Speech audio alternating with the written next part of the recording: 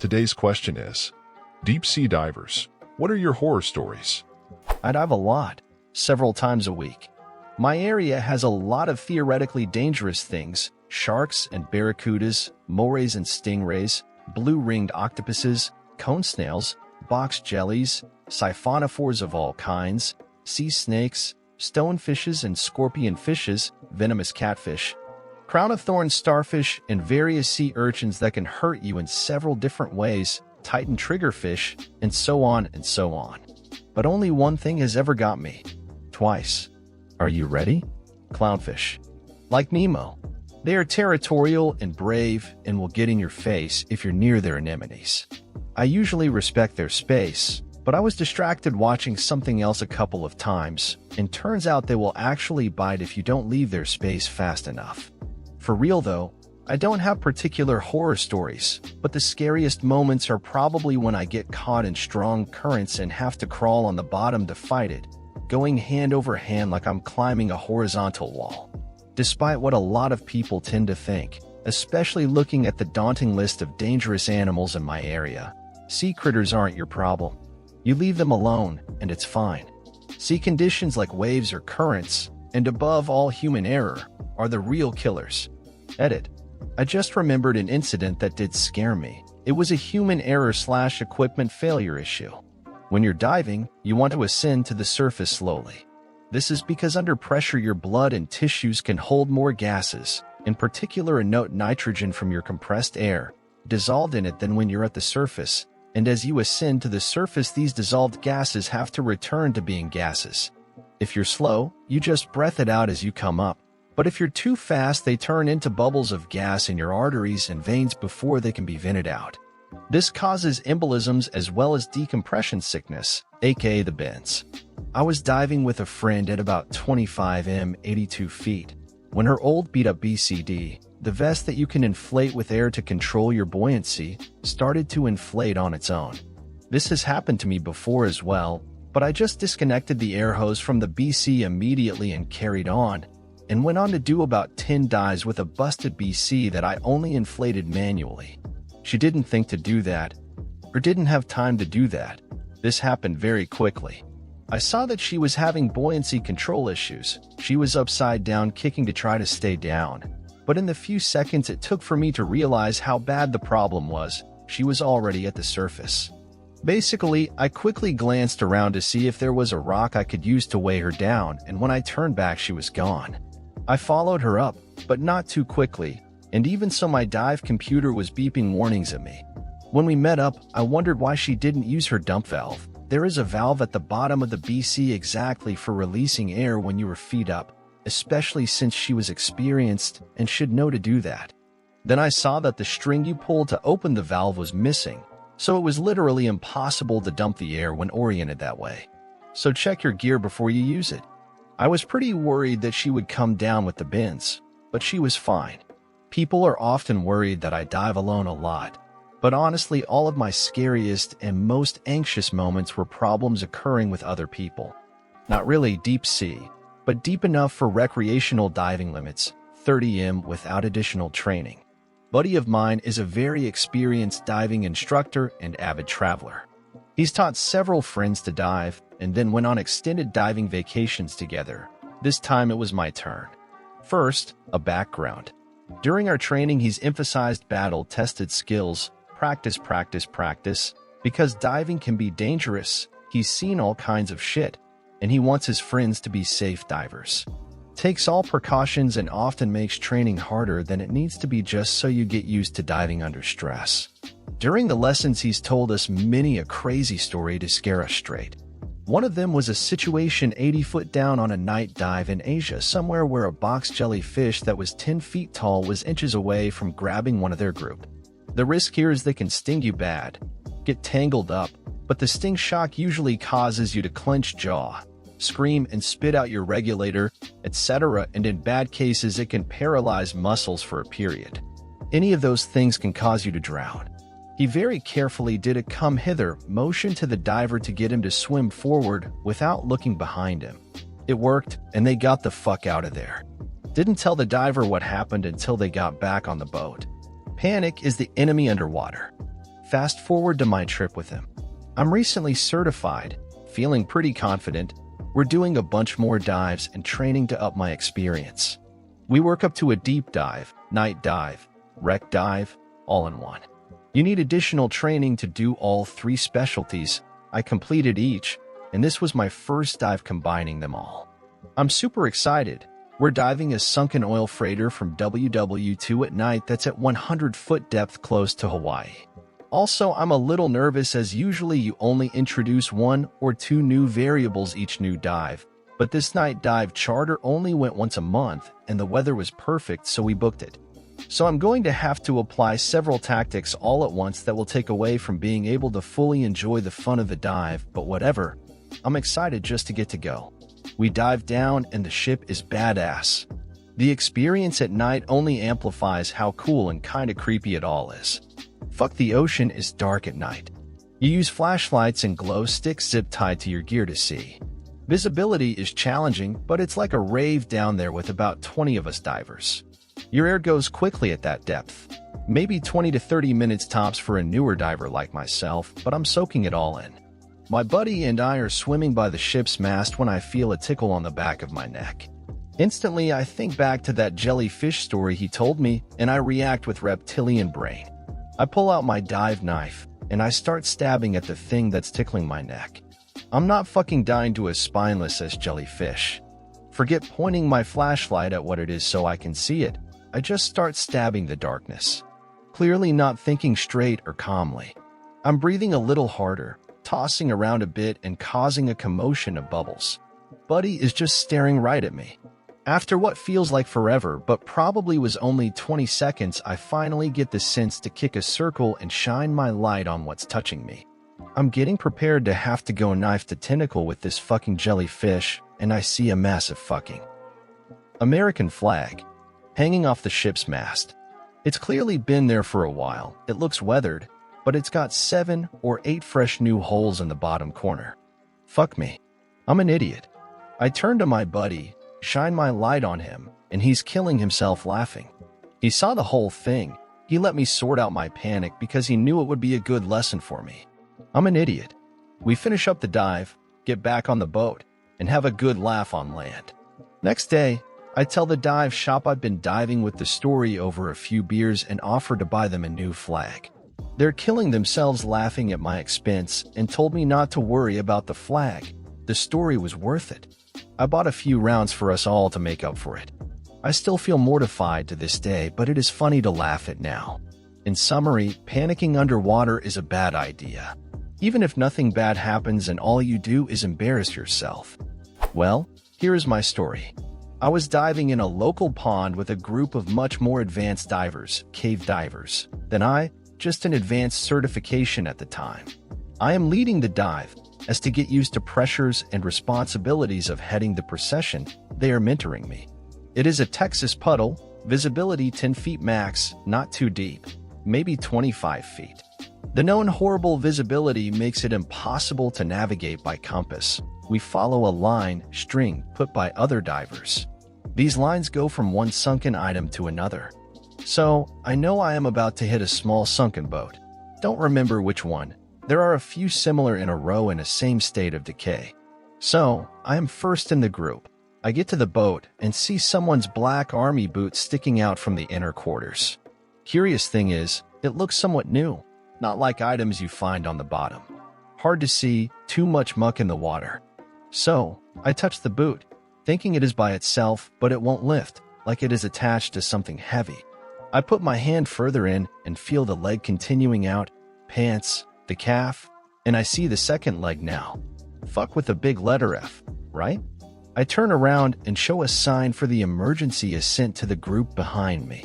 Everyone has a sour face. No one wants to surface, but it is a rule that if one says, up, others in a group must abort, no questions. They wanted me to explain with signs why, but what is a diver's sign for a cadaver? I feel like I rush toward the surface, even though trying to stay calm and take time. So we are on the lake surface. I have this adrenaline rush, can't breath enough. So I tell them there is a body down there. I see rolling eyes from everyone. Once they see I am serious. A fun bunch, right? So I describe in detail what I saw. We go down. I don't lead anymore. We make a group search pattern for the line. But once we locate it, we don't know if we should go forward or backwards, as there are a number of boats on the line and who knows in which the body is in and how far we drifted while talking it out on the surface. Well, we find all boats before finding the original one, of course. So, our customary leader goes into the cabin of the boat and we wait. I'd say he was rather courageous at this point, went right in. Then he emerges from the cloud of muck and tells us all to surface. So, gluing information together from what we learned later on. Turns out the police or some other agency had a body recovery training in the same lake the same day. When they went for lunch, they stuffed their fully dressed, anatomically correct rubber doll in one of the sunken boats for a few hours for safekeeping. Well, I died a little that day. When I was getting my open water diving license, we had to practice emergency procedures for if we found ourselves to be out of air. Now, I was having buoyancy issues during the dive, and so had wasted quite a lot of my air by dumping it from my buoyancy vest. When we got to the bottom, around 10 meters or so, the instructor signaled to my buddy and I that I was to simulate being out of air. So there's a few hand signals you're supposed to do, like slicing your throat with your finger, etc. So after grabbing the instructor's shoulder and having their alternate air supply in my mouth, we do the necessary hand signals and do the simulated slow and controlled emergency ascent, stopping halfway to avoid the bends, although at the depth we were. I'm pretty sure that step wasn't necessary. All is well, and we go back down. It's now my buddy's turn to simulate an emergency ascent. However, as they're getting set up to do the drill, I noticed it getting harder and harder to breathe. I looked at my gauge, and it was completely empty. I was relatively relaxed at this point, since I knew exactly the procedure to follow, having just practiced it. So I'm slicing my finger across my throat at the instructor to indicate I'm out of air, but she wags her finger to say no, slices her own throat, and then points to my buddy. It's not my turn to do the drill, it's my buddy's turn. At this stage, I'm getting no air at all. I start more frantically slicing my throat, which is met with more quizzical expressions and wags of the finger. So I grab my gauge and wave it at the instructor and simultaneously begin to grab their alternate air supply. The instructor then removes her own air supply she's breathing from and shoves it in my mouth, deviating from the procedure. This is when I start to panic a bit. The instructor then, accidentally, it turns out, knocks my goggles off my face, and I'm greeted with icy cold water to the face and zero visibility. I'm really panicking at this point. This is a major deviation from the procedure. I figure something must be drastically wrong for my instructor to knock my goggles off. I grab onto the instructor's shoulder and forego the remaining hand signals, basically forgetting everything we had literally just practiced, and start kicking hard for the surface. At the surface it was very choppy, so I got a few mouthfuls of water trying to manually inflate my vest. I've got about a 20-meter swim to the jetty, so head off while the instructor goes back down for my buddy. My buddy, meanwhile, is completely freaking out at the bottom of the ocean. She ends up losing one of her fins.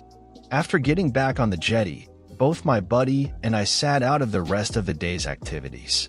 The instructor went back to collect my goggles and the fin. I hate to think how I would have reacted if I had ran out of air 30 seconds later, me alone down there whilst my buddy and instructor were ascending. I did end up completing the course, but only went diving once after that. I experienced an anxiety attack on my final dive and decided maybe scuba is not for me. Not deep sea, still diving. Bit late, still gonna tell it. In the summer, I teach at a dive school in the Dutch Caribbean. On the island I work at, there are special zones boats are never allowed in, even though they are at open sea, just because there are so many divers in the water. Me and another instructor were teaching a family of 5 to dive, so this was the first course. We did our first 2 lessons in the pool to get the basics down and just get familiar with all the gear, and the family was all good. Real easygoing and quickly picking up on stuff.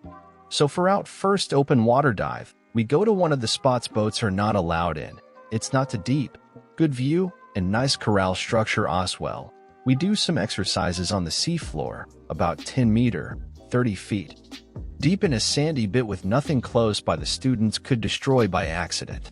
This is just to get everyone familiar with the salt and the elements. Some struggles, but all good in the end. We all have enough air left and decide to go on a little dive deeper the corral in. I saw a kid, about 14, having a bit of trouble and getting uneasy, also showing some signs that they were going to panic, so I stay extra close to them. My fellow instructor was up front leading the group, and I was in the back with the kid, and all the other students buddy-upped.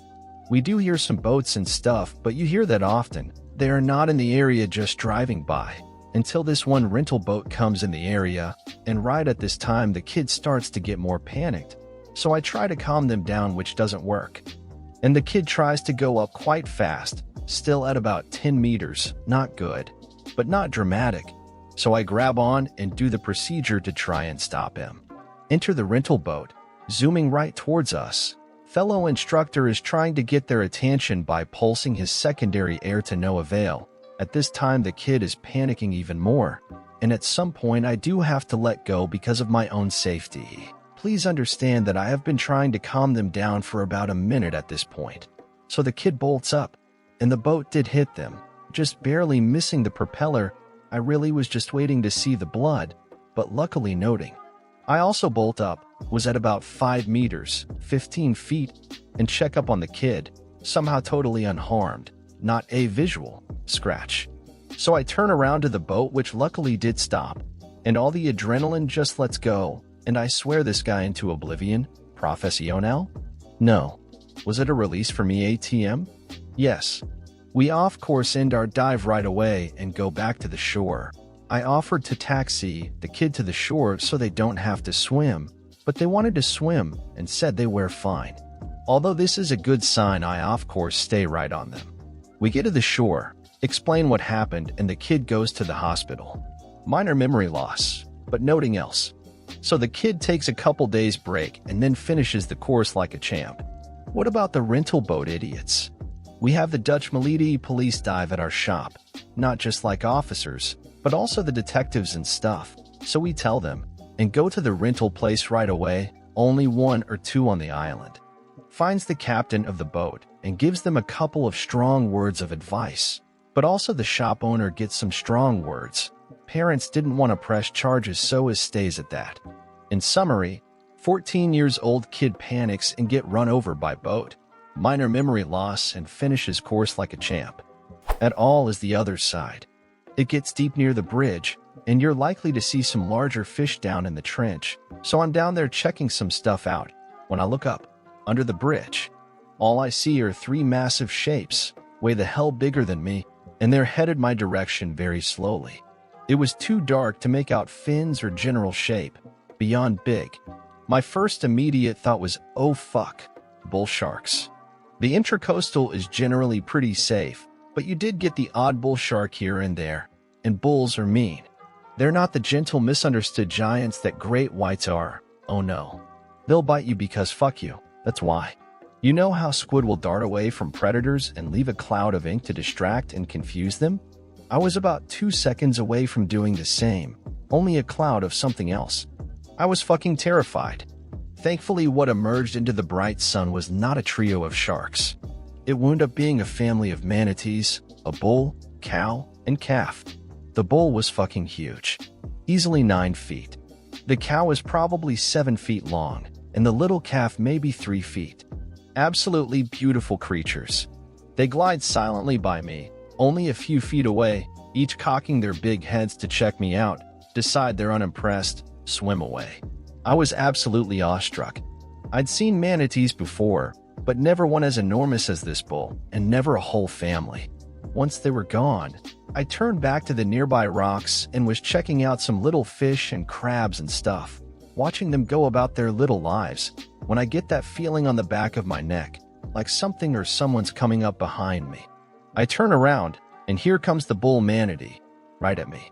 He's not going too fast, and I've never heard of manatees being aggressive, so I wasn't scared, but I did have a moment of, what the fuck is he doing?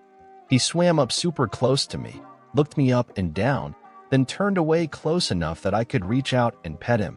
Yes, that's legal as long as they come up to you. I guess he was just curious? I don't know, but it was the coolest thing ever. Story number 2, much shorter. This one. I was diving off Key West for the first time, and we'd seen some really cool stuff off the boat on the way to the dive site. Dolphins riding the waves alongside us. We saw a couple sharks, etc. The dive master did warn us that where we were diving was near the territory of a massive hammerhead, but made sure to let us know hammerheads are bottom feeders, not man-eaters. So I had a glorious time with this dive, saw some incredible stuff. Probably the most amazing part was when I swam down by this huge rock to check out this gorgeous angelfish, and suddenly the rock lifts up off the ground and swims away. The rock had been a loggerhead sea turtle the size of a small car, okay, an exaggeration. He was like 4 feet, but when you're that close they look enormous, and we'd startled it. Cool thing there was my friend's 8-year-old daughter swam after the turtle, and the turtle was totally okay with it. It didn't like the adults, but this small child swimming by it? It actually stopped and let her check him out. That was amazing. So the terrifying part was something I had never swam with. I kept getting nervous, because while the water was very clear, there was a visibility limit, and there was something out where it got murky. Something huge, at least 7 to 8 feet, and there were a few of them. Whatever they were, they knew we were there, and they were curious but keeping their distance. Suddenly in my peripheral vision, one of them comes at me. Jesus H. tap dancing Christ, I didn't think it was physically possible for something that massive to move so fucking fast. It was so fast, it made it from the murky edge, probably 40 feet away, to within 1 foot of me, and back to the murk, and I didn't even get to see what it was. All I could see was a huge, impossibly fast blur of black and silver. 3 times this happened. They always came at me from behind or the side, and were gone before I could see what they were. It was scaring the shit out of me. The only way I figured out what the hell they were was when I turned and watched them do it to another diver, and I could actually see them. Mother fucking tarpon. I'd seen them from the docks, I'd seen fishermen catch them, but I'd never been actually down in the water with them. They're harmless game fish. But my God, these things are fast. Like full on, leaving Barry Allen in the dust, fast. Really cool fish, but holy shit were they scary. And this is the end of today's video. I hope you liked it, and don't forget to comment an anecdote or experience similar to the topic of the video, leave your like, share if you liked the video, and lastly don't forget to activate the little bell so you don't miss any of our daily videos. Bye bye.